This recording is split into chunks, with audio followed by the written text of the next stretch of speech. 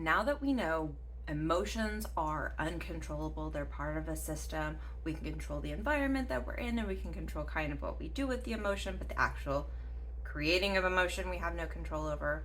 Let's talk about what they are. Why do we have this thing that overtakes us that we have no control over but plays such a great part in our lives? I mean, we have feelings all the time. So, what are these feelings?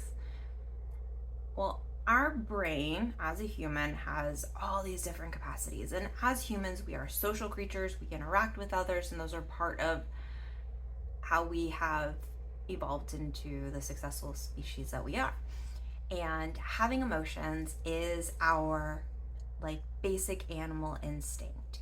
It is our ability to perceive everything around us and then respond to it in a way that is faster than our logical conscious brain can deal with. So we are in an environment, we are picking up on all this information, and a lot of it is social interactions. And we are social creatures, so we are very, very sensitive to social situations, but then we're also, very sensitive to safety. So our emotions pick up on all this different information and then kind of combine it into a physical experience for us. If we are in a terrifying situation, our emotions, we get scared, our body responds, it goes into fight or flight, and our biological experiences come along with it to support our fear. If we're happy, also our biological experiences where we feel lightened, and then we react based on that emotion. And it's just a combination of everything that we picked up on in a package that we physically experience, that then when we have time, we can do something with consciously. And when we do use our conscious brain, which is our evolved human frontal lobe, superior functioning, conscious logical brain, then our emotions stop because that's a different function. We're not going to feel and think at the same time. But our logical brain can decode the emotion and do something with it. If it's not something that we need to immediately respond, like fight or flight or jumping up and down, our conscious brain can then do something, create future planning, identify that this situation was this, so next time we're in it, we're going to behave this way.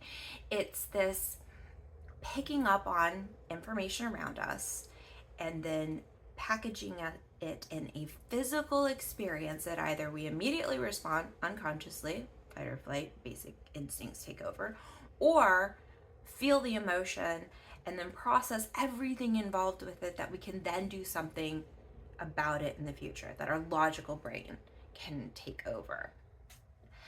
So what we do is our conscious brain, our human brain, our awakeness can notice the feelings. They can observe the feelings, like, oh, I'm happy, I'm sad, I'm hungry, whatever it is.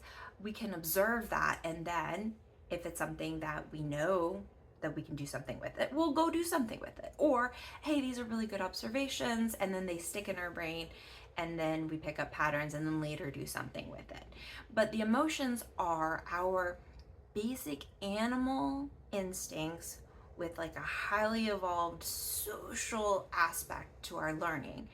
And it becomes an instinctual experience that physically comes in our body that we can experience and allow it to happen, or logically do something with it later. And they are irrational. These are not conscious thoughts. They are not logical at all. By nature, emotions are irrational. Ration happens with our logic brain, and that's a different function. So emotions are messages that tell us what we have observed within the environment or a situation that can either create patterns that we use later, make our body do something that we initially react, or give us a bunch of information that we can then decode with our logical brain to create like a long-term plan or better handle the situation in the future. So an example would be, okay, so I interacted, actually yesterday I was having an interaction with a teacher, and it was kind of awkward or whatever. And I knew it was a little weird, but then I got a phone call today and somebody informed me that my behavior was not socially appropriate, and there was a total misunderstanding about what I meant with my interaction. So my feelings, I became overwhelmed. Oh, my heart rate went up. I, started getting upset. Of course, when I get upset, I laugh, and all these physical things were happening in response to the situation. So as I embrace the feelings, let them come out, because I don't have control over this. I didn't choose to be embarrassed or upset or hurt or any of these. I didn't actively choose that. But those are the feelings that came up. And as they come up, I get to consciously note them, because consciously I can identify them, but I can't create them because it's an unconscious process. And then when the feelings are done, I can then logically choose what to do next. So conscious brain is separate than emotions, and emotions tell us the story of what we have experienced.